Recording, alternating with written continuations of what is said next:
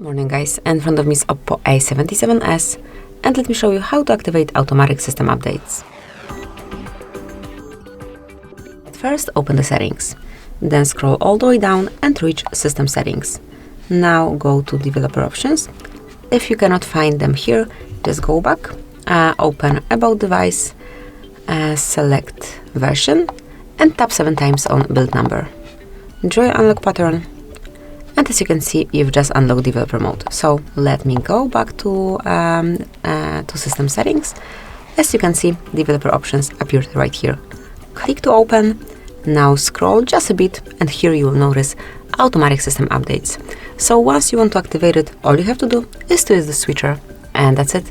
From now on, updates will be applied automatically whenever device restarts. Thank you for watching.